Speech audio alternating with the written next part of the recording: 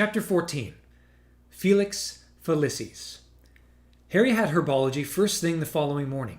He had been unable to tell Ron and Hermione about his lesson with Dumbledore over breakfast for fear of being overheard, but he filled them in as they walked across the vegetable patch toward the greenhouses. The weekend's brutal wind had died out at last, the weird mist had returned, and it took them a little longer than usual to find the correct greenhouse. "Wow, scary thought. The boy you-know-who," said Ron quietly as they took their places around one of the gnarled Snargaluff stumps that formed the term's project, and began piling on their protective gloves. "But I still don't get why Dumbledore's showing you all this. I mean, it's really interesting and everything, but what's the point?" "Dunno," said Harry, inserting a gum shield. "But he said it's all important, and it'll help me survive." "I think it's fascinating," said Hermione earnestly. "It makes absolute sense to know as much about Voldemort as possible. How else will you find out his weaknesses?" "So, how was Slughorn's latest party?" Harry asked her thickly through the gum shield. "Oh, it was quite fun, really," said Hermione, now putting on protective goggles. "I mean, he drones on about famous ex-pupils a bit, and he absolutely fawns on McLaggen because he's so well connected. But he gave us some really nice food, and he introduced us to Gwenog Jones." "Gwenog Jones?" said Ron, his eyes widening under his own goggles. "The Gwenog Jones? Captain of the Holyhead Harpies?" "That's right," said Hermione. "Personally, I thought she was a bit full of herself, but—" "Quiet enough chat over there," said Professor Sprout briskly, bustling over and looking stern. "You're lagging behind. Everybody else has started, and Neville's already got his first pod." They looked around, and sure enough, there sat Neville, with a bloody lip and several nasty scratches along the side of his face, but clutching an unpleasantly pulsating green object about the size of a grapefruit. "Okay, Professor, we're starting now," said Ron, adding quietly when she turned away again. "Should have used Muffliato, Harry." "No, we shouldn't," said Hermione at once, looking, as she always did, intensely cross at the thought of the Half-Blood Prince and his spells. "Well, come on, we better get going." She gave the other two an apprehensive look. They all took deep breaths and then dived at the gnarled stump between them. It sprang to life at once. Long, prickly, bramble-like vines flew out of the top and whipped through the air. One tangled itself in Hermione's hair, and Ron beat it back with a pair of secateurs. Harry succeeded in trapping a couple of vines and knotting them together. A hole opened in the middle of all the tentacle-like branches. Hermione plunged her arm bravely into this hole, which closed like a trap around her elbow. Harry and Ron tugged and wrenched at the vines, forcing the hole open again, and Hermione snatched her arm free, clutching her fingers a pod, just like Neville's. At once, the prickly vines shot back inside, and the gnarled stump sat there looking like an innocently dead lump of wood. "You know, I don't think I'll be having any of these in my garden when I've got my own place," said Ron, pushing his goggles up onto his forehead and wiping sweat from his face. "Pass me the bowl," said Hermione, holding the pulsating pod at arm's length. Harry handed one over, and she dropped the pod into it with a look of disgust on her face. "Don't be squeamish. Squeeze it out. They're best when they're fresh," called Professor Sprout. "Anyway," said Hermione, continuing their interrupted conversation as though a lump of wood had not just attacked them, "Slughorn's going to have a Christmas party, Harry, and there's no way you'll be able to wiggle out of this one because he actually asked me to check your free evenings so we can be sure to have it on the night you can come." Harry groaned. Meanwhile, Ron, who was attempting to burst the pod in the bowl by putting both hands on it, standing up, and squashing it as hard as he could, said angrily, "And this is another party just for Slughorn's favorites, is it?" "Just for the Slug Club, yes," said Hermione. The pod flew up from under Ron's fingers and hit the greenhouse glass, rebounding onto the back of Professor Sprout's head and knocking off her old patched hat. Harry went to retrieve the pod. When he got back, Hermione was saying, "Look, I didn't make up the name Slug Club." "Slug Club," repeated Ron with a sneer worthy of Malfoy. "It's pathetic. Well, I hope you enjoy your party. Why don't you try hooking up with McLaggen, then Slughorn can make you King and Queen Slug." "We're allowed to bring guests," said Hermione, who for some reason had turned a bright boiling scarlet. "And I was going to ask you to come, but if you think it's that stupid, then I won't bother." Harry suddenly wished the pod had flown a little farther, so that he need not have been sitting there with the pair of them.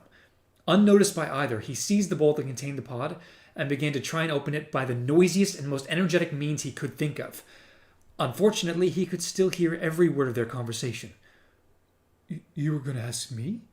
asked Ron in a completely different voice.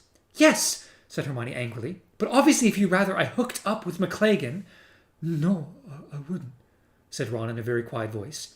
Harry missed the pod, hit the bowl, and it shattered. "Reparo," he said hastily, poking the pieces with his wand, and the bowl sprang back together again. The crash, however, appeared to have awoken Ron and Hermione to Harry's presence. Hermione looked flustered and immediately started fussing about for her copy of Flesh-Eating Trees of the World to find out the correct way to juice Snargaluff pods. Ron, on the other hand, looked sheepish but also rather pleased with himself. "Hand that over, Harry," said Hermione hurriedly. "It says we're supposed to puncture them with something sharp." Harry passed her the pod and the bowl. He and Ron both snapped their goggles back over their eyes and dived once more for the stump. It was not as though he was really surprised, thought Harry, as he wrestled with a thorny vine intent upon throttling him. He had had an inkling that this might happen sooner or later, but he was not sure how he felt about it. He and Cho were now too embarrassed to look at each other, let alone talk to each other. What if Ron and Hermione started going out together, then split up? Could their friendship survive it? Harry remembered the few weeks when they had not been talking to each other in the third year. He had not enjoyed trying to bridge the distance between them. And then, what if they didn't split up? What if they became like Bill and Fleur and it became excruciatingly embarrassing to be in their presence so that he was shut out for good? "Gotcha!" yelled Ron, pulling a second pod from the stump just as Hermione managed to burst the first one open so that the bowl was full of tubers wriggling like pale green worms. The rest of the lesson passed without further mention of Slughorn's party. Although Harry watched his two friends more closely over the next few days, Ron and Hermione did not seem any different, except that they were a little politer to each other than usual. Harry supposed he would just have to wait and see what happened under the influence of butterbeer in Slughorn's dimly lit room on the night of the party. In the meantime, however, he had more pressing worries. Katie Bell was still in St. Mungo's Hospital with no prospect of leaving, which meant that the promising Gryffindor team Harry had been training so carefully since September was one chaser short. He kept putting off replacing Katie in the hope that she would return, but their opening match against Slytherin was looming, and he finally had to accept that she would not be back in time to play. Harry did not think he could stand another full house tryout. With a sinking feeling that had little to do with Quidditch, he cornered Dean Thomas after Transfiguration one day. Most of the class had already left, although several twittering yellow birds were still zooming around the room, all of them Hermione's creation. Nobody else had succeeded in conjuring so much as a feather from thin air. Are you still interested in playing Chaser?" "What? Yeah, of course," said Dean excitedly. Over Dean's shoulder, Harry saw Seamus Finnegan slamming his books into his bag, looking sour. One of the reasons why Harry would have preferred not to have to ask Dean to play was that he knew Seamus would not like it. On the other hand, he had to do what was best for the team, and Dean had outflown Seamus at the tryouts. "Well then, you're in," said Harry. "There's a practice tonight, 7 o'clock. "Right," said Dean. "Cheers, Harry! Oh, blimey, I can't wait to tell Ginny." He sprinted out of the room, leaving Harry and Seamus alone together. An uncomfortable moment made no easier when a bird dropping landed on Seamus's head as one of Hermione's canaries whizzed over them. Seamus was not the only person disgruntled by the choice of Katie's substitute. There was much muttering in the common room about the fact that Harry had now chosen 2 of his classmates for the team. As Harry had endured much worse mutterings than this in his school career, he was not particularly bothered. But all the same, the pressure was increasing to provide a win in the upcoming match against Slytherin. If Gryffindor won, Harry knew that the whole house would forget that they had criticized him and swear that they had always known it was a great team. If they lost, well, Harry thought wryly, he had still endured worse mutterings. Harry had no reason to regret his choice once he saw Dean fly that evening. He worked well with Ginny and Demelza. The beaters, Peakes and Coot, were getting better all the time. The only problem was Ron. Harry had known all along that Ron was an inconsistent player who suffered from nerves and a lack of confidence, and unfortunately, the looming prospect of the opening game of the season seemed to have brought out all his old insecurities. After letting in half a dozen goals, most of them scored by Ginny, his technique became wilder and wilder, until he finally punched an oncoming Demelza Robbins in the mouth. "It was an accident. I'm sorry, Demelza. I'm really sorry," Ron shouted after her as she zigzagged back to the ground, dripping blood everywhere. "I just panicked," Ginny said angrily, landing next to Demelza and examining her fat lip. "You brat, Ron! Look at the state of her!" "I can fix that," said Harry, landing beside the two girls, pointing his wand at Demelza's mouth and saying, "Episky! And Ginny, don't call Ron a prat. You're not the captain of this team." "Well, you seem too busy to call him a prat, and I thought someone should." Harry forced himself not to laugh. "In the air, everyone, let's go."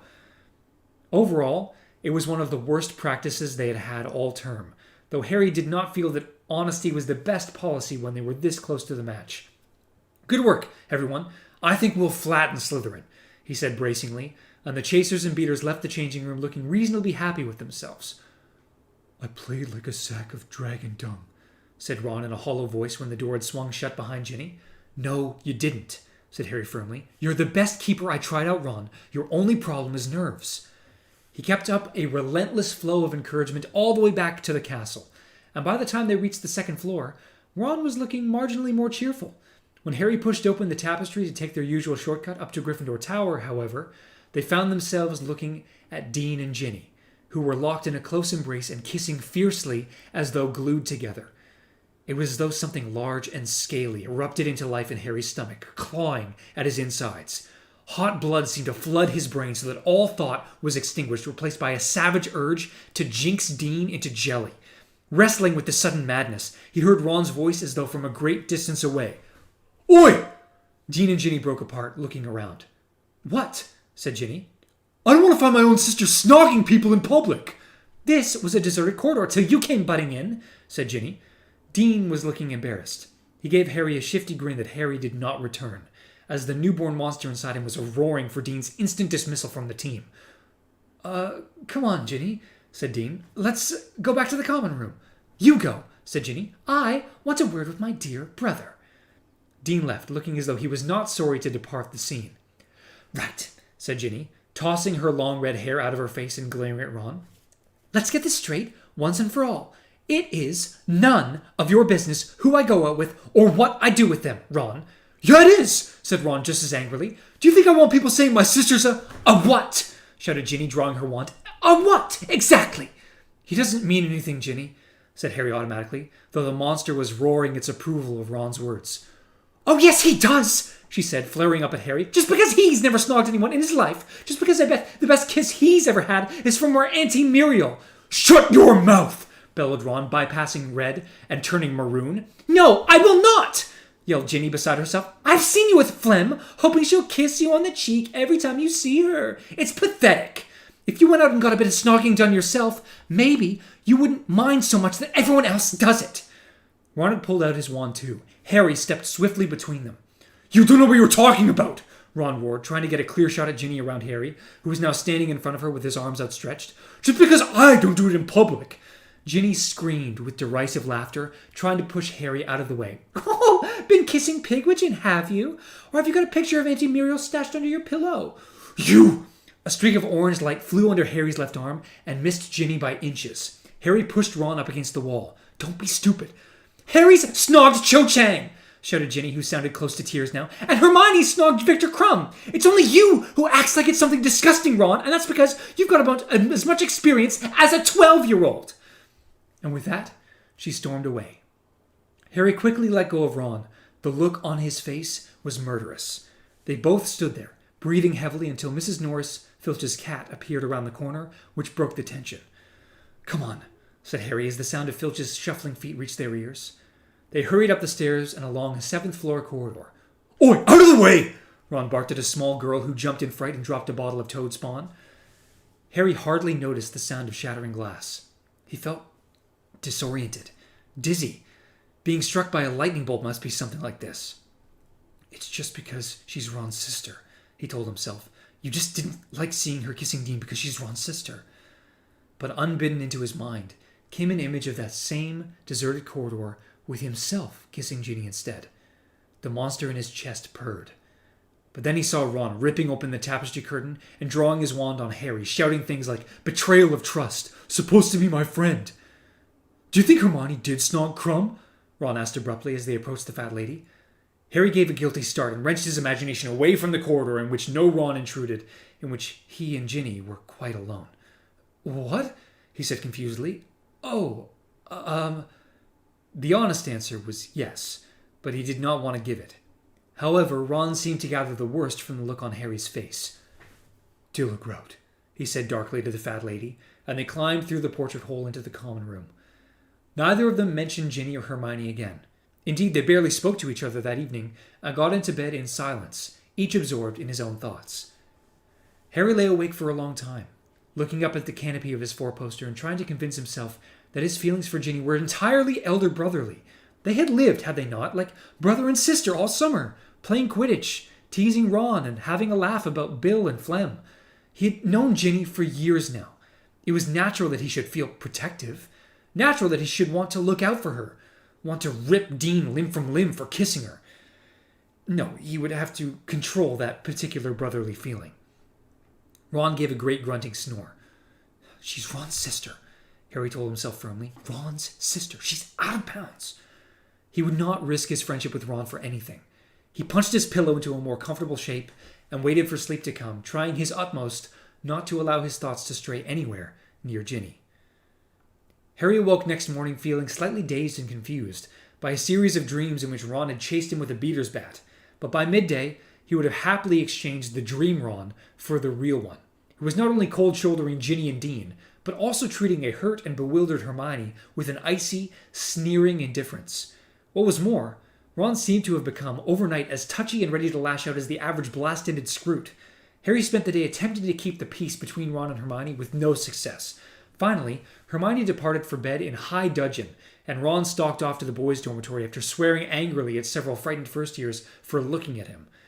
To Harry's dismay, Ron's new aggression did not wear off over the next few days.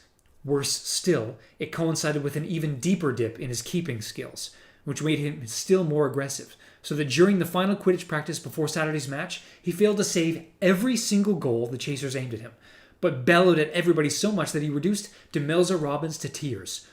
"You shut up and leave her alone!" shouted Peakes, who was about 2/3 Ron's height, though admittedly carrying a heavy bat.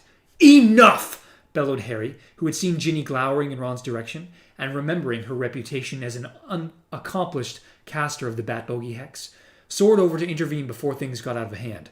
"Peakes, go and pack up the bludgers. Demelza, pull yourself together. You played really well today. Ron?" He waited until the rest of the team were out of earshot before saying it. "You're my best mate, but carry on treating the rest of the team like this, and I'm going to kick you off the team." He really thought for a moment that Ron might hit him, but then something much worse happened. Ron seemed to sag on his broom. All the fight went out of him, and he said, "I resign. I'm pathetic." "You're not pathetic, and you're not resigning," said Harry fiercely, seizing Ron by the front of his robes. "You can save anything when you're on form. It's a mental problem you've got." "You calling me mental?" "Yeah, maybe I am." They glared at each other for a moment. Then Ron shook his head wearily. "I know you haven't got any time to find another keeper, so I'll play tomorrow. But if we lose, and we will, I'm taking myself off the team." Nothing Harry said made any difference. He tried boosting Ron's confidence all through dinner, but Ron was too busy being grumpy and surly with Hermione to notice. Harry persisted in the common room that evening, but his assertion that the whole team would be devastated if Ron left was somewhat undermined by the fact that the rest of the team was sitting in a huddle in a distant corner, clearly muttering about Ron and casting him nasty looks. Finally, Harry tried getting angry again in the hope of provoking Ron into a defiant and hopefully goal-saving attitude. But this strategy did not appear to work any better than encouragement. Ron went to bed as dejected and hopeless as ever. Harry lay awake for a very long time in the darkness. He did not want to lose the upcoming match. Not only was it his first as captain, but he was determined to beat Draco Malfoy at Quidditch, even if he could not yet prove his suspicions about him. Yet if Ron played as he had done in the last few practices, their chances of winning were very slim. If only there was something he could do to make Ron pull himself together, make him play at the top of his form, something that would ensure that Ron had a really good day. And the answer came to Harry in one sudden, glorious stroke of inspiration. Breakfast was the usual excitable affair next morning. The Slytherins hissed and booed loudly as every member of the Gryffindor team entered the Great Hall. Harry glanced at the ceiling and saw a clear, pale blue sky, a good omen. The Gryffindor table, a solid mass of red and gold, cheered as Harry and Ron approached. Harry grinned and waved. Ron grimaced weakly and shook his head. "Cheer up, Ron," called Lavender. "I know you'll be brilliant." Ron ignored her. "Tea?" Harry asked him. "Coffee? Pumpkin juice?" "Anything," said Ron glumly, taking a moody bite of toast.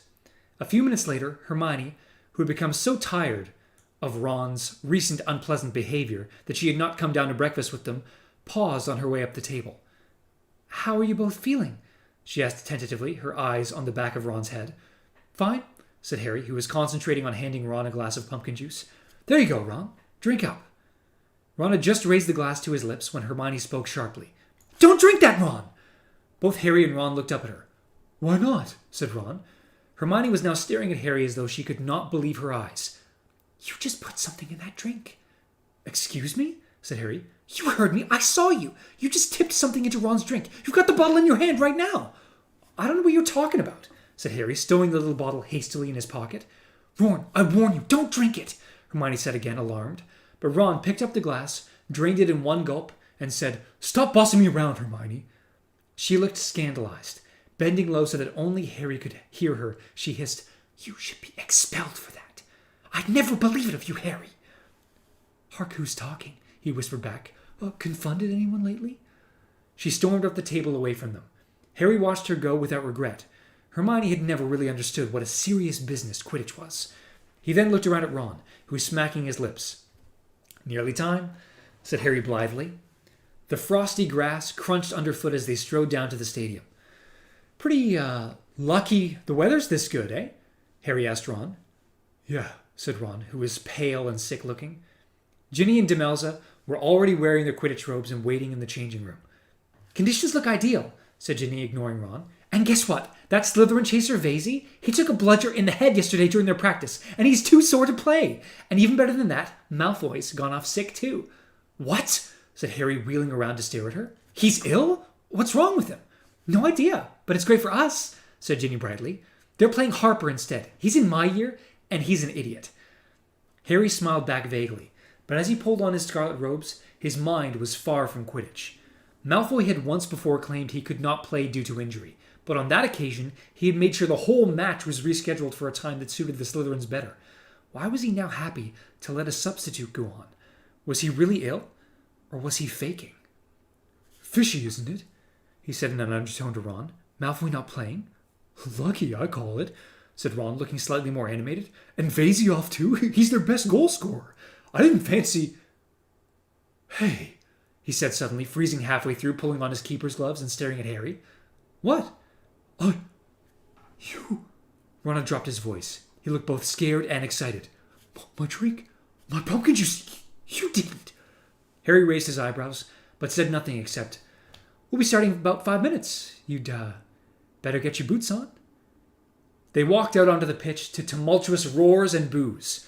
One end of the stadium was solid red and gold, the other a sea of green and silver.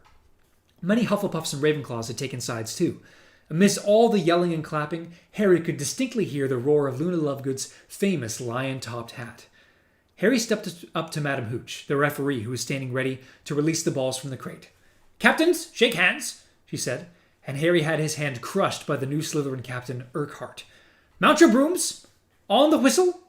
3, 2, 1. The whistle sounded. Harry and the others kicked off hard from the frozen ground, and they were away. Harry soared around the perimeter of the grounds, looking around for the snitch and keeping one eye on Harper, who was zigzagging far below him.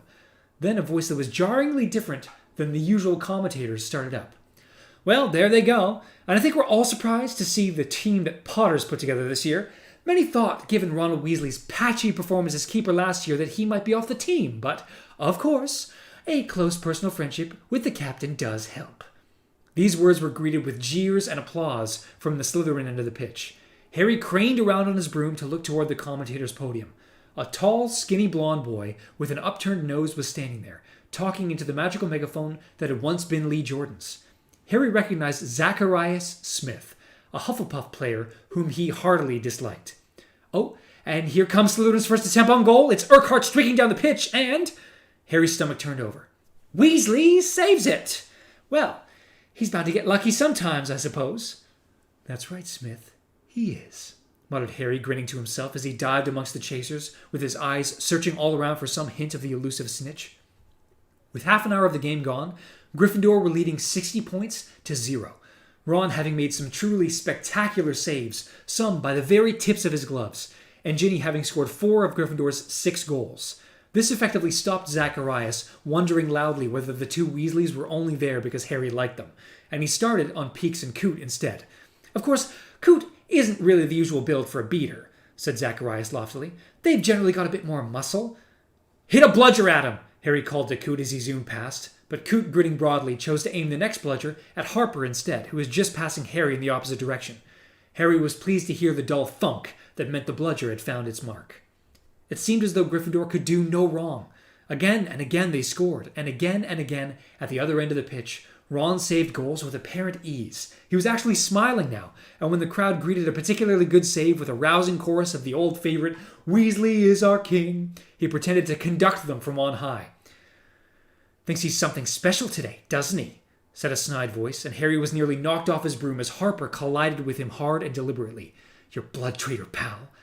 Madam Hooch's back was turned, and though Gryffindors below shouted in anger, by the time she looked around, Harper had already sped off. His shoulder aching, Harry raced after him, determined to ram him back. "And I think Harper of Slytherin's seen the snitch," said Zacharias Smith through his megaphone. "Yes, he's certainly seen something Potter hasn't." Smith really was an idiot, thought Harry. Hadn't he noticed them collide? But next moment, his stomach seemed to drop out of the sky. Smith was right, and Harry was wrong. Harper had not sped upward at random. He had spotted what Harry had not. The snitch was speeding along high above them, glinting brightly against the clear blue sky. Harry accelerated. The wind was whistling in his ears so that it drowned all sound of Smith's commentary on the ground. But Harper was still ahead of him, and Gryffindor was only 100 points up. If Harper got there first, Gryffindor had lost. And now Harper was feet from it, his hand outstretched. "Oi, Harper!" yelled Harry in desperation. "How much did Malfoy pay you to come on instead of him?" He did not know what made him say it, but Harper did a double take. He fumbled the snitch, let it slip through his fingers, and shot right past it. Harry made a great swipe for the tiny fluttering ball and caught it. "Yes!" Harry yelled. Wheeling around, he hurtled back toward the ground, the snitch held high in his hand. As the crowd realized what had happened, a great shout went up that almost drowned the sound of the whistle that signaled the end of the game. "Ginny, where are you going?" yelled Harry, who had found himself trapped in the midst of a mass mid-air hug with the rest of the team. But Ginny sped right on past them until with an almighty crash, she collided with the commentator's podium. As the crowd shrieked and laughed, the Gryffindor team landed beside the wreckage of wood under which Zacharias was feebly stirring. Harry heard Ginny saying blithely to an irate Professor McGonagall, "Forgot to break, Professor, sorry." Laughing, Harry broke free of the rest of the team and hugged Ginny, but let go very quickly. Avoiding her gaze, he clapped a cheering Ron on the back instead as, all enmity to be forgotten, the Gryffindor team left the pitch arm in arm, punching the air and waving to their supporters. The atmosphere in the changing room was jubilant. "Party up in the common room," Seamus said, yelled Dean exuberantly. "Come on, Ginny, Demelza." Ron and Harry were the last two in the changing room. They were just about to leave when Hermione entered. She was twisting her Gryffindor scarf in her hands and looked upset but determined. "I want a word with you, Harry." She took a deep breath. "You shouldn't have done it. You hurt Slughorn. It's illegal." "What are you going to do, turn us in?" demanded Ron. "What are you two talking about?" asked Harry, turning away to hang up his robes so that neither of them would see him grinning. "You know perfectly well what we're talking about," said Hermione shrilly. "You spiked Ron's juice with Lucky Potion at breakfast. Felix Felicis." "No, I didn't," said Harry, turning back to face them both. "Yes, you did, Harry, and that's why everything went right. There were Slytherin players missing, and Ron saved everything." "I didn't put it in," said Harry, grinning broadly. He slipped his hand inside his jacket pocket and drew out the tiny bottle that Hermione had seen in his hand that morning. It was full of golden potion, and the cork was still tightly sealed with wax. "I wanted Ron to think I'd done it, so I faked it when I knew you were looking." He looked at Ron. "You saved everything because you felt lucky. You did it all yourself." He pocketed the potion again. "There really wasn't anything in my pumpkin juice," Ron said, astounded. "But the weather's good, and Vasey couldn't play. I honestly haven't been given Lucky Potion?" Harry shook his head. Ron gaped at him for a moment, then rounded on Hermione, imitating her voice. "You added Felix Felicis to Ron's juice this morning. That's why you saved everything." "See? I can save goals without help, Hermione." "I never said you couldn't, Ron. You thought you'd been given it too." But Ron had already strolled past her, out of the door, with his broomstick over his shoulder. Said Harry into the stunned silence. He had not expected his plan to backfire like this. Shall we go up to the party, then?" "You go," said Hermione, blinking back tears. "I'm sick of Ron at the moment. I don't know what I'm supposed to have done." And she stormed out of the changing room, too. Harry walked slowly back up the grounds toward the castle, through the crowd, many of whom shouted congratulations at him, but he felt a great sense of letdown. He had been sure that if Ron won the match, he and Hermione would be friends again immediately. He did not see how he could possibly explain to Hermione that what she had done to offend Ron was kiss Victor Krum, not when the offense had occurred so long ago. Harry could not see Hermione at the Gryffindor celebration party, which was in full swing when he arrived. Renewed cheers and clapping greeted his appearance, and he was soon surrounded by a mob of people congratulating him. While with trying to shake off the Creevy brothers who wanted a blow-by-blow match analysis, and the large group of girls that encircled him, laughing at his least amusing comments and batting their eyelids, it was some time before he could try and find Ron. At last, he extricated himself from Romilda Vane, who was hinting heavily that she would like to go to Slughorn's Christmas party with him. As he was ducking toward the drinks table, he walked straight into Ginny. Arnold the Pygmy Puff was riding on her shoulder, and Crookshanks mewing hopefully at her heels. "Looking for Ron?" she asked, smirking. "He's over there, the filthy hypocrite." Harry looked into the corner she was indicating. There, in full view of the whole room, stood Ron, wrapped so closely around Lavender Brown, it was hard to tell whose hands were whose. "It looks like he's eating her face, doesn't it?" said Ginny dispassionately. "But I suppose he got to refine his technique somehow. Good game, Harry." She patted him on the arm. Harry felt a swooping sensation in his stomach, but then she walked off to help herself to more butterbeer. Crookshanks trotted after her, his yellow eyes fixed upon Arnold. Harry turned away from Ron, who did not look like he would be surfacing soon, just as the portrait hole was closing. With a sinking feeling, he thought he saw a mane of bushy brown hair whipping out of sight. He darted forward, sidestepped Romilda Vane again, and pushed open the portrait of the fat lady. The corridor outside seemed to be deserted. "Hermione?" He found her in the first unlocked classroom he tried. She was sitting on the teacher's desk, alone, except for a small ring of twittering yellow birds circling her head, which she had clearly just conjured out of midair. Harry could not help admiring her spell work at a time like this. "Oh, hello, Harry," she said in a brittle voice. "I was just practicing." "Yeah, they're really good," said Harry. He had no idea what to say to her. He was just wondering whether there was any chance that she had not noticed Ron, that she had merely left the room because the party was a little too rowdy, when she said in an unnaturally high-pitched voice, "Ron seems to be enjoying the celebrations." Does he?" said Harry. "Don't pretend you didn't see him," said Hermione. "He wasn't exactly hiding it, was—" The door behind them burst open. To Harry's horror, Ron came in, laughing, pulling Lavender by the hand. "Oh," he said, drawing up short at the sight of Harry and Hermione. "Oops," said Lavender, and she backed out of the room giggling. The door swung shut behind her. There was a horrible, swelling, billowing silence. Hermione was staring at Ron, who refused to look at her, but said with an odd mixture of bravado and awkwardness, "Hi, Harry! I wonder where you got to." Hermione slid off the desk. The little flock of golden birds continued to twitter in circles around her head, so that she looked like a strange, feathery model of the solar system. "You shouldn't leave Lavender waiting outside," she said quietly. "She'll wonder where you've gone." She walked very slowly and erectly toward the door. Harry glanced at Ron, who was looking relieved that nothing worse had happened. "A pugno!" came a shriek from the doorway.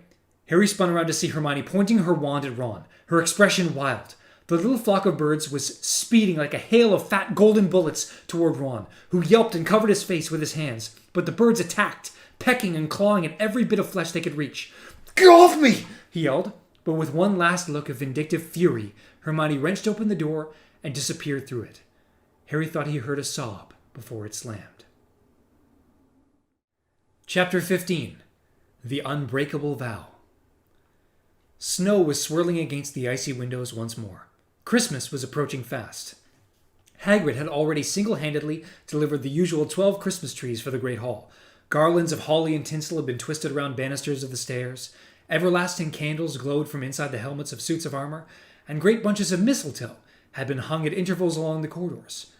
Large groups of girls tended to converge underneath the mistletoe bunches every time Harry went past, which caused blockages in the corridors. Fortunately, however, Harry's frequent nighttime wanderings had given him an unusually good knowledge of the castle's secret passageways, so that he was able to, without much difficulty, navigate mistle-free routes between classes. Ron, who might once have found the necessity of these detours a cause for jealousy rather than hilarity, simply roared with laughter about it all. Although Harry much preferred this new, laughing, joking Ron to the moody, aggressive model he had been enduring for the last few weeks, the improved Ron came at a heavy price. Firstly, Harry had to put up with the frequent presence of Lavender Brown, who seemed to regard any moment that she was not kissing Ron as a moment wasted. And secondly, Harry found himself once more the best friend of two people who seemed unlikely ever to speak to each other again. Ron, whose hands and forearms still bore scratches and cuts from Hermione's bird attack, was taking a defensive and resentful tone. "She can't complain," he told Harry. "She snogged Krum, so she's found out someone wants to snog me too. Well, it's a free country. Haven't done anything wrong." Harry did not answer, but pretended to be absorbed in the book they were supposed to have read before Charms next morning, Quintessence, A Quest. Determined as he was to remain friends with both Ron and Hermione, he was spending a lot of time with his mouth shut tight. "I never promised Hermione anything," Ron mumbled. "I mean, all right, I was going to go to Slughorn's Christmas party with her, but she never said, just as friends.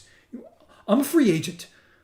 Harry turned a page of Quintessence, aware that Ron was watching him. Ron's voice tailed away in mutters barely audible over the loud crackling of the fire, though Harry thought he caught words "Krum" and "can't complain" again. Hermione's schedule was so full that Harry could only talk to her properly in the evenings, when Ron was, in any case, so tightly wrapped around Lavender that he did not notice what Harry was doing.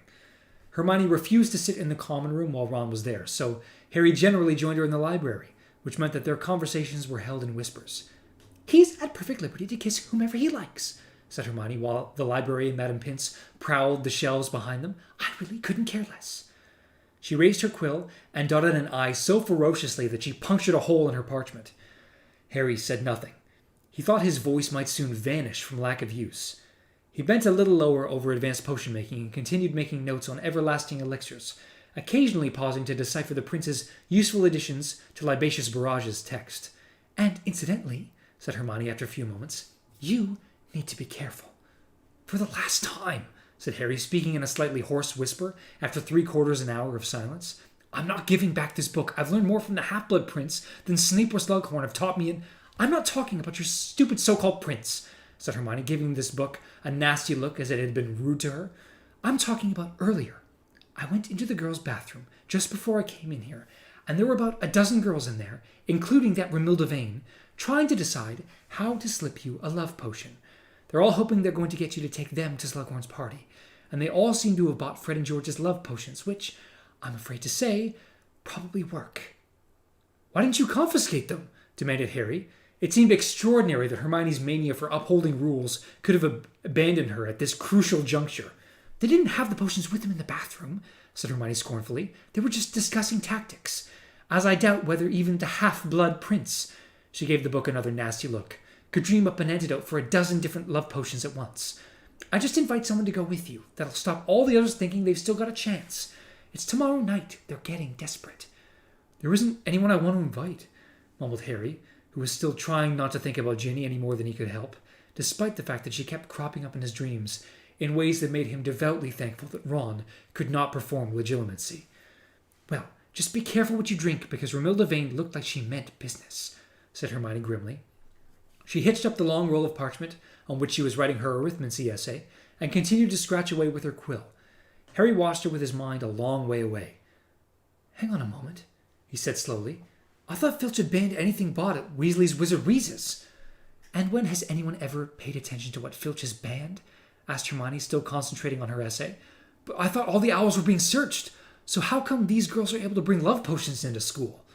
"Fred and George send them disguised as perfumes and cough potions," said Hermione. "It's part of their owl order service." "You know a lot about it." Hermione gave him a kind of nasty look she had just given his copy of Advanced Potion Making. "It was all on the back of the bottles they showed Ginny and me in the summer," she said coldly. "I don't go around putting potions in people's drinks, or pretending to, either, which is just as bad." "Yeah, well, never mind that," said Harry quickly. "The point is, Filch is being fooled, isn't he? These girls are getting stuff into the school disguised as something else. So why couldn't Malfoy have brought the necklace into the school?" "Oh, Harry, not that again. Come on, why not?" "Look," sighed Hermione, "secrecy sensors detect jinxes, curses, and concealment charms, don't they? They're used to find dark magic and dark objects. They'd have picked up a powerful curse like that one on the necklace within seconds. But something that's just been put in the wrong bottle wouldn't register. And anyway, love potions aren't dark or dangerous." "Easy for you to say," muttered Harry, thinking of Romilda Vane. "So, it would be down to Filch to realize it wasn't a cough potion, and he's not a very good wizard. I doubt he can tell one potion from—" Hermione stopped dead. Harry had heard it too.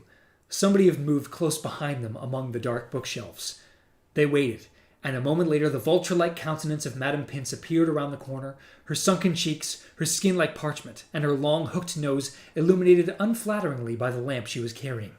"The library is now closed," she said. "Mind you return anything you have borrowed to the correct... What have you been doing to that book, you depraved boy?" "It isn't the library's, it's mine," said Harry hastily, snatching his copy of Advanced Potion Making off the table as she lunged at it with a claw-like hand. "Despoiled," she hissed. "Desecrated, befouled." "It's just a book that's been written on," said Harry, tugging it out of her grip. She looked as though she might have a seizure.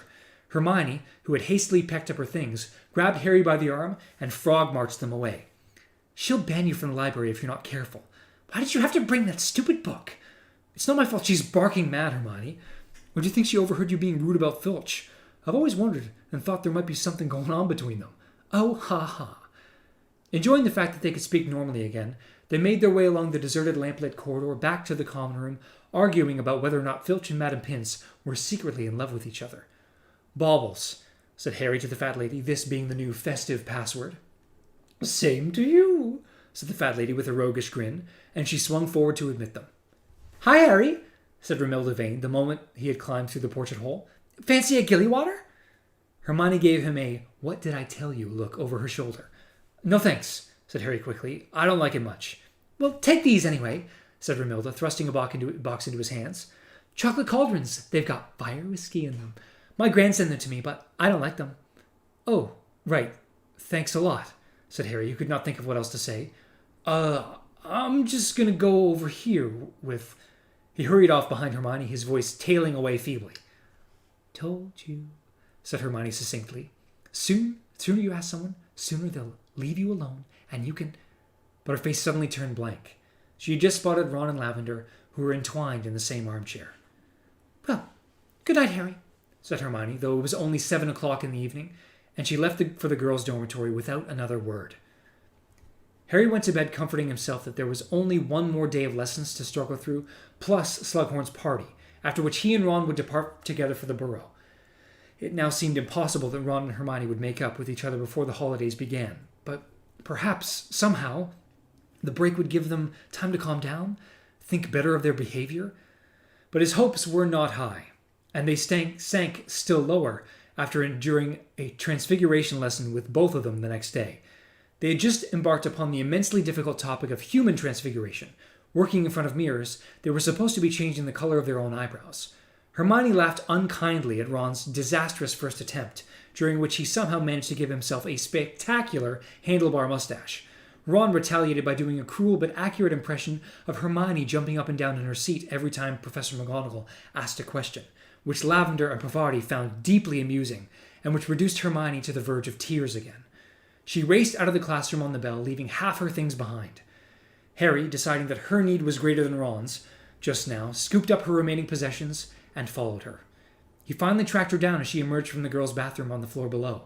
She was accompanied by Luna Lovegood, who was patting her vaguely on the back. "Oh, hello, Harry," said Luna. "Did you know one of your eyebrows is bright yellow?" Hi, Luna. Hermione, you left your stuff." He held out her books. "Oh, yes," said Hermione in a choked voice, taking her things and turning away quickly to hide the fact that she was wiping her eyes on her pencil case. "Thank you, Harry. Well, I better get going." And she hurried off without giving Harry any time to offer words of comfort, though, admittedly, he could not think of any. "She's a bit upset," said Luna. "I thought at first it was Moaning Myrtle in there, but it turned out to be Hermione. She said something about that Ron Weasley." "Yeah, they've had a row," said Harry. "He says very funny things sometimes, doesn't he?" said Luna, as they sat down the corridor together. "But he can be a bit unkind. I noticed that last year." "I suppose," said Harry. Luna was demonstrating her usual knack of speaking uncomfortable truths. He had never met anyone quite like her. "So, have you had a good term?" "Oh, it's been all right," said Luna. "A bit lonely without the DA. Ginny's been nice, though. She stopped 2 boys in our Transfiguration class calling me Loony the other day." "How'd you like to come to Slughorn's party with me tonight?" The words were out of Harry's mouth before he could stop them. He heard himself say them as though it were a stranger speaking. Luna turned her protuberant eyes upon him in surprise. "Slughorn's party? With you?" "Yeah," said Harry.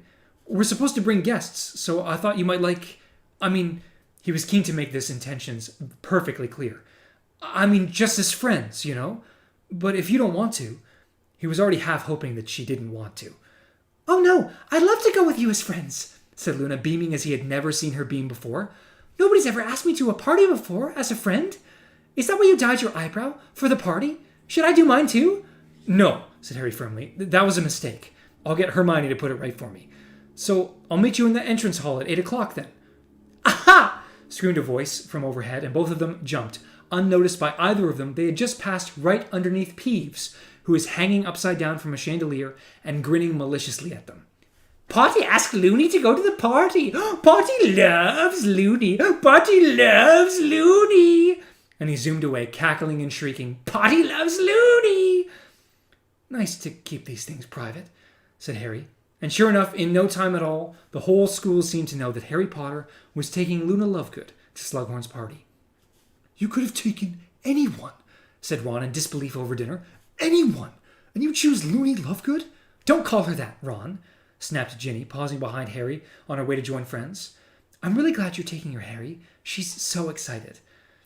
As she moved on down to the table to sit with Dean, Harry tried to feel pleased that Ginny was glad he was taking Luna to the party, but he could not quite manage it. A long way along the table, Hermione was sitting alone, playing with her stew. Harry noticed Ron looking at her furtively. "You could say sorry," suggested Harry bluntly. "What, and get attacked by another flock of canaries?" muttered Ron. "What did you have to imitate her for? She laughed at my mustache. So did I. It was the stupidest thing I've ever seen." But Ron did not seem to have heard. Lavender had just arrived with Parvati. Squeezing herself in between Harry and Ron, Lavender flung her arms around Ron's neck. "Hi, Harry," said Parvati, who, like him, looked faintly embarrassed and bored by the behavior of their two friends. "Hi," said Harry. "How are you? You're staying at Hogwarts, then? I heard your parents wanted you to leave." "I managed to talk them out of it for the time being," said Parvati. "That Katie thing really freaked them out, but as there hasn't been anything since..." "Oh, hi, Hermione!" Parvati positively beamed. Harry could tell that she was feeling guilty for having laughed at Hermione in Transfiguration. He looked around and saw that Hermione was beaming back, if possible, even more brightly. Girls were very strange sometimes. "Hi, Parvati," said Hermione, ignoring Ron and Lavender completely. "Are you going to Slughorn's party tonight?" "No invite," said Parvati gloomily. "I'd love to go, though. It sounds like it's going to be really good." "You're going, aren't you?" "Yes, I'm meeting Cormac at 8, and we're..." There was a noise like a plunger being withdrawn from a blocked sink, and Ron surfaced. Hermione acted as though she had not seen or heard anything. "We're going to the party together." "Cormac?" said Parvati. "Cormac McLaggen, you mean?" "That's right," said Hermione sweetly. "The one who almost," she put a great deal of emphasis on the word, "became Gryffindor keeper." "Are you going out with him, then?" asked Parvati wide-eyed. "Oh, yes. Didn't you know?" said Hermione with the most un-Hermione-ish giggle. "No," said Parvati, looking positively agog at this piece of gossip. "Wow, you like your Quidditch players, don't you? First Krum, then McLaggen?" "I like really good Quidditch players," Hermione corrected her, still smiling. "Well, see you. Gotta go and get ready for the party." She left. At once, Lavender and Parvati put their heads together to discuss this new development, with everything they had ever heard about McLaggen and all they had ever guessed about Hermione. Ron looked strangely blank and said nothing. Harry was left to ponder in silence the depths to which girls would sink to get revenge. When he arrived in the entrance hall at 8 o'clock that night, he found an unusually large number of girls lurking there, all of whom seemed to be staring at him resentfully as he approached Luna. She was wearing a set of spangled silver robes that were attracting a certain amount of giggles from the onlookers, but otherwise she looked quite nice. Harry was glad in any case that she had left off her radish earrings, her butterbeer cork necklace, and her spectre specs. "Hi," he said. "Shall we get going then?" "Oh, yes," she said happily. "Where's the party?" "Slughorn's office," said Harry, leading her up the marble staircase away from all the staring and muttering. "Did you hear? There's supposed to be a vampire coming." "Rufus Scrimgeour?" asked Luna. What?" said Harry, disconcerted. "You mean the Minister of Magic?" "Yes, he's a vampire," said Luna matter-of-factly. "Father wrote a very long article about it when Scrimgeour first took over for Cornelius Fudge, but he was forced not to publish it by somebody from the Ministry. Obviously, they didn't want the truth to get out." Harry, who thought it most unlikely that Rufus Scrimgeour was a vampire, but who was used to Luna repeating her father's bizarre views as though they were fact, did not reply. They were already approaching Slughorn's office, and the sounds of laughter, music, and loud conversation were growing louder with every step they took. Whether it had been built that way, or because he had used magical trickery to make it so, Slughorn's office was much larger than the usual teacher's study. The ceiling and walls had been draped with emerald, crimson, and gold hangings, so that it looked as though they were all inside a vast tent. The room was crowded and stuffy, and bathed in the red light cast by an ornate golden lamp dangling from the center of the ceiling, in which real fairies were fluttering, each a brilliant speck of light. Loud singing, accompanied by what sounded like mandolins, issued from a distant corner. A haze of pipe smoke hung over several elderly warlocks deep in conversation, and a number of house elves were negotiating their way squeakily through the forest of knees, obscured by the heavy silver platters of food they were bearing, so that they looked like little roving tables. "Harry, my boy!" boomed Slughorn, almost as soon as Harry and Luna had squeezed in through the door. Come in! So many people I'd like you to meet!" Slughorn was wearing a tasseled velvet hat to match his smoking jacket. Gripping Harry's arm so tightly he might have been hoping to disapparate with him, Slughorn led him purposefully into the party. Harry seized Luna's hand and dragged her along with him. "Harry, I'd like you to meet Eldred Warple, an old student of mine, author of Blood Brothers, My Life Amongst the Vampires, and, of course, his friend Sanguini." Warple, who was a small, stout, bespectacled man, grabbed Harry's hand and shook it enthusiastically. The vampire Sanguini, who was tall and emaciated with dark shadows under his eyes, merely nodded. He looked rather bored. A gaggle of girls was standing close to him, looking curious and excited. "Harry Potter, I am simply delighted," said Warple, peering short-sightedly up into Harry's face. "I was saying to Professor Slughorn only the other day, where's the biography of Harry Potter for which we've all been waiting?" Said Harry. "Were you?" "Just as modest as Horace described," said Warple. "But seriously." His manner changed. It became suddenly businesslike. "I would be delighted to write myself. People are craving to know more about you, dear boy. Craving! If you were prepared to grant me a few interviews, say in 4 or 5 hour sessions, why, we could have the book finished within months, and all with very little effort on your part, I assure you. Ask Sanguini here if it isn't quite—" "Sanguini, stay here!" added Warple, suddenly stern, for the vampire had been edging slowly toward the nearby group of girls, a rather hungry look in his eye. "Here, have a pasty," said Warple, seizing one from a passing elf and stuffing it into Sanguini's hand, before turning his attention back to Harry. "My dear boy, the gold you could make, you have no idea." "I'm definitely not interested," said Harry firmly, "and I've just seen a friend of mine. Sorry." He pulled Luna after him into the crowd. He had indeed just seen a long mane of brown hair disappear between what looked like 2 members of the Weird Sisters. Hermione! "Harry, there you are, thank goodness." "Hi, Luna." "What's happened to you?" asked Harry, for Hermione looked distinctly disheveled, rather as though she had fought her way out of a thicket of devil's snare. "Oh, I've just escaped. I've just left Cormac," she said. "Under the mistletoe," she added in explanation as Harry continued to look questioningly at her. "Serves you right for coming with him," he told her severely. "I thought he'd annoy Ron most," said Hermione dispassionately. "I debated for a while about Zachariah Smith, but I thought, on the whole—" "You considered Smith?" said Harry, revolted. "Yes, I did, and I'm starting to wish I'd chosen him. McLaggen makes Grop look like a gentleman. Let's go this way. We'll be able to see him coming. He's so tall." The 3 of them made their way over to the other side of the room, scooping up goblets of mead on the way, realizing too late that Professor Trelawney was standing there alone. "Hello," said Luna politely to Professor Trelawney. "Oh, good evening, my dear," said Professor Trelawney, focusing upon Luna with some difficulty. Harry could smell cooking sherry again. "I haven't seen you in my classes lately."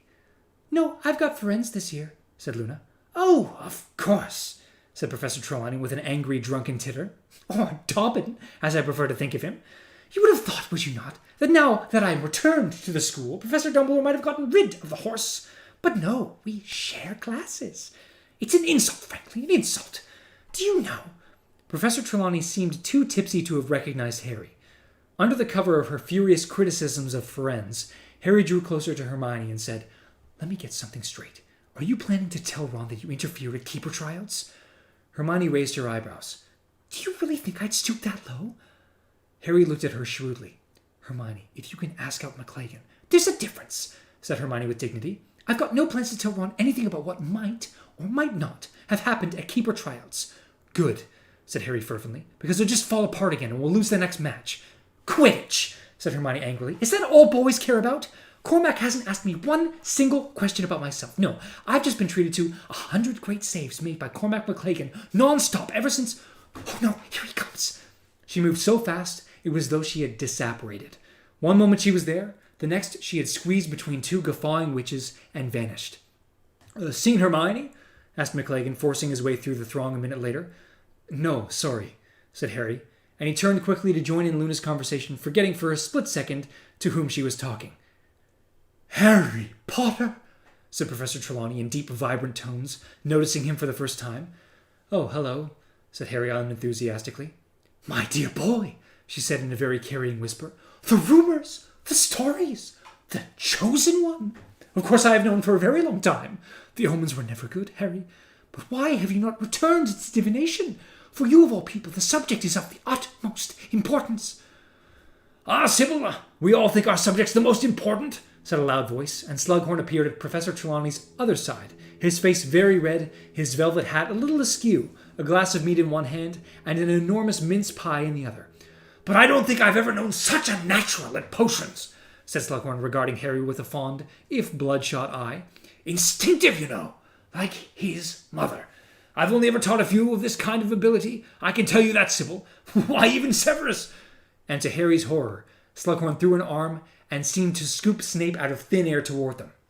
Stop skulking and come join us, Severus, hiccuped Slughorn happily. I was just talking about Harry's exceptional potion-making skills. Some credit must go to you, of course. You taught him for 5 years. Trapped with Slughorn's arm around his shoulders, Snape looked down his hooked nose at Harry, his black eyes narrowed. Funny. I never had the impression that I managed to teach Potter anything at all. Well, then it's his natural ability, shouted Slughorn. You should have seen what he gave me first lesson. Draught of living death. Never had a student produce a finer on a first attempt. I don't think even you, Severus. Really, said Snape quietly, his eyes still boring into Harry, who felt a certain disquiet. The last thing he wanted was for Snape to start investigating the source of his newfound brilliance at potions. Remind me what other subjects you're taking, Harry, asked Slughorn. Defense against the dark arts, charms, transfiguration, herbology. All subjects, in short, required for an Auror, said Snape with the faintest sneer. Yeah, well, that's what I'd like to do, said Harry defiantly. And a great one you'll make, too, boomed Slughorn. I don't think you should be an Auror, Harry, said Luna unexpectedly. Everybody looked at her. The Aurors are part of the Rootfang conspiracy. I thought everyone knew that. They're working to bring down the Ministry of Magic from within, using a combination of dark magic and gum disease. Harry inhaled half his meat up his nose as he started to laugh. Really, it had been worth bringing Luna just for this. Emerging from his goblet, coughing, sopping wet, but still grinning, he saw something calculated to raise his spirits even higher. Draco Malfoy being dragged by the ear toward them by Argus Filch. Professor Slughorn, wheezed Filch, his jowls a-quiver in the maniacal light of mischief detection in his bulging eyes. I discovered this boy lurking in an upstairs corridor. He claims to have been invited to your party and to have been delayed in setting out. Did you issue him with an invitation? Malfoy pulled himself free of Filch's grip, looking furious. All right, I wasn't invited, he said angrily. I was trying to gate crash. Happy? No, I'm not, said Filch, a statement completely at odds with the glee on his face. You're in trouble, you are. Didn't the headmaster say that nighttime prowling's out unless you've got permission? Didn't he, eh? That's all right, Argus, that's all right, said Slughorn, waving a hand. It's Christmas. It's not a crime to want to come to a party. Just this once we'll forget any punishment. You may stay, Draco. Filch's expression of outraged disappointment was perfectly predictable. But why, Harry wondered watching him, did Malfoy look almost equally unhappy? And why was Snape looking at Malfoy as though both angry and, was it possible, a little afraid? But almost before Harry had registered what he had seen, Filch had turned and shuffled away, muttering under his breath. Malfoy had composed his face into a smile and was thanking Slughorn for his generosity, and Snape's face was smoothly inscrutable again. Oh, it's nothing, said Slughorn, waving away Malfoy's thanks. I did know your grandfather well, after all. He always spoke very highly of you, sir, said Malfoy quickly. Said you were the best potion maker he'd ever known. Harry stared at Malfoy. It was not the sucking up that intrigued him. He had watched Malfoy do that to Snape for a long time. It was the fact that Malfoy did, after all, look a little ill. This was the first time he had seen Malfoy close for ages. He now saw that Malfoy had dark shadows under his eyes, and a distinctly grayish tinge to his skin. "I'd like a word with you, Draco," said Snape suddenly. "Oh, now, Severus," said Slughorn, hiccuping again. "It's Christmas. Don't be too hard." "I'm his head of house, and I shall decide how hard or otherwise to be," said Snape curtly. "Follow me, Draco." They left, Snape leading the way, Malfoy looking resentful. Harry stood there for a moment, irresolute, then said, "I'll be back in a bit, Luna. Bathroom." "All right," she said cheerfully, and he thought he heard her, as he hurried off into the crowd, resume the subject of the Rotfang conspiracy with Professor Trelawney, who seemed sincerely interested. It was easy, once out of the party, to pull his invisibility cloak out of his pocket and throw it over himself, for the corridor was quite deserted. What was more difficult was finding Snape and Malfoy. Harry ran down the corridor, the noise of his feet masked by the music and loud talk still issuing from Slughorn's office behind him. Perhaps Snape had taken Malfoy to his office in the dungeons? Or perhaps he was escorting him back to the Slytherin common room. Harry pressed his ear against door after door as he dashed down the corridor, until with a great jolt of excitement, he crouched down to the keyhole of the last classroom in the corridor and heard voices. "Cannot afford mistakes, Draco, because if you are expelled—" "I didn't have anything to do with it, all right?" "I hope you are telling the truth, because it was both clumsy and foolish. Already you are suspected of having a hand in it." "Who suspects me?" said Malfoy angrily. "For the last time, I didn't do it, okay? That Belgor must have had an enemy no one knows about." "Don't look at me like that! I know what you're doing. I'm not stupid, but it won't work. I can stop you." There was a pause, and then Snape said quietly, "Ah, Aunt Bellatrix has been teaching you occlumency, I see. What thoughts are you trying to conceal from your master, Draco?" "I'm not trying to conceal anything from him. I just don't want you butting in." Harry pressed his ear still more closely against the keyhole. What had happened to make Malfoy speak to Snape like this? Snape toward whom he had always shown respect, even liking. "So, that is why you've been avoiding me this term? You have feared my interference? You realize that had anybody else failed to come to my office when I had told them repeatedly to be there, Draco—" "So put me in detention! Report me to Dumbledore!" jeered Malfoy. There was another pause. Then Snape said, "You know perfectly well that I do not wish to do either of those things." "You better stop telling me to come to your office, then." "Listen to me," said Snape, his voice so low now that Harry had to push his ear very hard against the keyhole to hear. "I am trying to help you. I swore to your mother I would protect you. I made the unbreakable vow, Draco. Looks like you have to break it then, because I don't need your protection. It's my job. He gave it to me and I'm doing it. I've got a plan and it's going to work. It's just taking a bit longer than I thought it would." "What is your plan?" "It's none of your business." "If you tell me what you're trying to do, I can assist you." "I've got all the assistance I need, thanks. I'm not alone." "You were certainly alone tonight, which was foolish in the extreme. Wandering the corridors without lookouts or backup, these are elementary mistakes. I would have had Crabbe and Goyle with me if you hadn't put them in detention." "Keep your voice down," spat Snape, for Malfoy's voice had risen excitedly. "If your friends, Crabbe and Goyle, intend to pass the Defense Against the Dark Arts Owl this time around, they will need to work a little harder than they are doing at present." "What does it matter?" said Malfoy. "Defense Against the Dark Arts? It's all just a joke, isn't it? An act? Like any of us need protecting against the dark arts." "It is an act that is crucial to success, Draco," said Snape. "Where do you think I would have been all these years if I had not known how to act? Now, listen to me. You are being incautious, wandering around at night, getting yourself caught. And if you are placing your reliance in assistants like Crabbe and Goyle, they're not the only ones. I've got other people on my side, better people. Then why not confide in me? And I know what you're up to. You want to steal my glory." There was another pause. Then Snape said coldly, "You are speaking like a child. I quite understand that your father's capture and imprisonment has upset you, but—" Harry had barely a second's warning. He heard Malfoy's footsteps on the other side of the door and flung himself out of the way just as it burst open. Malfoy was striding away down the corridor, past the open door of Slughorn's office, around the distant corner, and out of sight. Hardly daring to breathe, Harry remained crouched down as Snape emerged slowly from the classroom. His expression unfathomable, he returned to the party. Harry remained on the floor, hidden beneath the cloak, his mind racing.